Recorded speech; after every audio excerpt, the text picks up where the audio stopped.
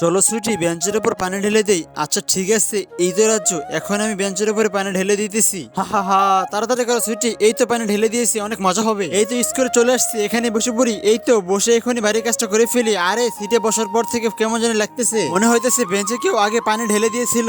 আরে বেঞ্চের উপরে একই পানি ঢেলেছে। হা হা হা, অনেক মজা হইতেছে সুইটি। সুইটি আর রাজু নিশ্চয়ই এটা করেছো, তোমাদের জন্য আমার রেস্টটা তো নষ্ট হয়ে গেল। হা হা হা, অনেক মজা হলো। সুইটি তুইও তো রাজুর কথা শুনে আমার সাথে এরকম করলি, তোকে আমি পরে দেখাবো। শুধু সুইটিকে না, তোমাদের দুজনকে আমি মজা দেখাবো। আমার ড্রেসটা তো একদম নষ্ট করে ফেলেছো। মিনা একটা কথা ছিল শোনো। সুইটি তুই আমার সাথে কথা বলবি না, একটু আগে তুই আমার সাথে অনেক মজা করছিস। আরে তুই তো জানিস রাজুকে, এর জন্য আমি তার কথা শুনেছিলাম, নয়তো সে আমাকে স্কুল থেকে বের করে দিত। আসলে তুই আমার বেস্টমেন্ট না, নয়তো তুই আমার সাথে এমন করতে পারতি না। ওখানে পানি ঢালার আগে আমাকে বলতি। রাজু তো প্রিন্সিপালের ছেলে, তাই আমি তাকে বলতে পারিনি।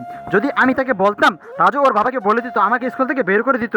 সত্যি নাকি? হ্যাঁ সত্যি। আচ্ছা